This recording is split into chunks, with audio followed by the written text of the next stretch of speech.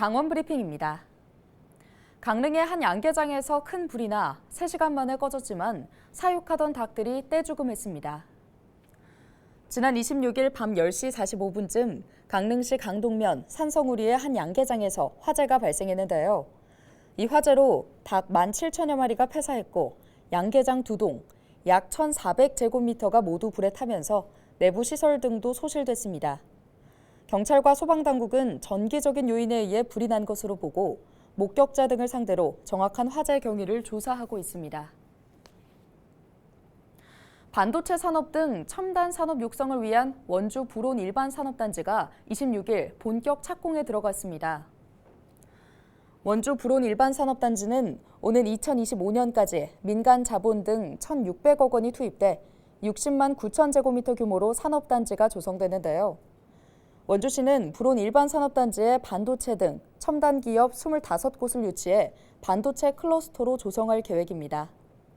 불온산단은 지난 2008년 산업단지로 지정됐음에도 주관 시공사의 변경과 자금 확보 난항 등으로 15년 넘게 필요하다 드디어 착공됐습니다. 춘천시 상하수도 요금 인상이 추진됩니다. 춘천시는 지난 26일 소비자정책위원회에서 내년도 상하수도 요금 인상안이 가결됐다고 밝혔는데요. 요금 인상안에 따르면 내년도 상수도 요금은 19%, 하수도 요금은 35% 인상됩니다. 이번 상하수도 인상안은 올해 말 춘천시의회 심의를 거쳐 최종 확정됩니다. 재미있는 식감과 달달한 맛, 중국 간식 탕후루가 최근 젊은 세대에게 큰 인기를 끌고 있습니다. 하지만 달달한 맛과 달리 끝은 씁쓸한데요. 바로 쓰레기 배출 문제 때문입니다. 탕후루는 대부분 테이크아웃 방식으로 판매가 이루어져 이를 먹고 남은 꼬치가 길거리에 아무렇게나 버려지는 경우가 많습니다. 특히 길바닥, 전봇대 앞, 재활용 쓰레기 봉투 등 거리 곳곳에서 탕후루 꼬치와 종이컵이 무분별하게 버려져 있는 모습이 쉽게 보이는데요. 이렇게 남은 꼬치와 종이컵 쓰레기에 무단 투기가 잇따르자 환경미화원들은 바닥이 끈적해지고 벌레가 꼬이면서 업무가 배가 됐다고 토로하기도 했습니다. 탕후루 가게 업주들도 상황을 인식하고 자체적으로 쓰레기는 매장에 버려달라는 캠페인 안내문을 매장 입구에 붙여놓기도 했지만 역부족입니다. 손님이 이동하면서 무단으로 버리는 쓰레기까지 관리할 수는 없기 때문인데요.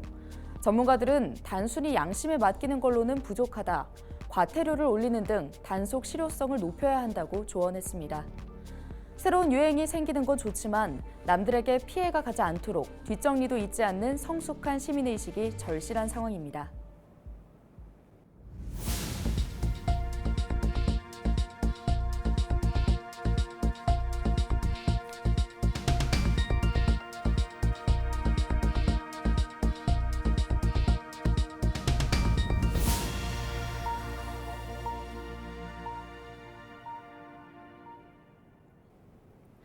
삼척시가 10월 1일부터 지역 내 도시공원 5곳을 금주구역으로 지정해 운영합니다.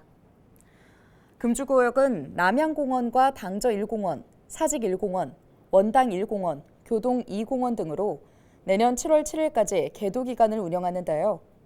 금주구역에서 음주 행위 시 과태료 5만 원이 부과되며 내년 7월 8일부터 본격적인 단속에 나설 방침입니다. 태백시가 오는 10월 13일부터 철암초등학교 앞 단풍 군락지 일대에서 제13회 철암 단풍 축제를 개최합니다. 축제 기간 동안에는 일타 마켓 등 다양한 체험 부스가 마련되고 축제 캐릭터들과 즉석 사진을 찍을 수 있는 포토존도 준비됩니다.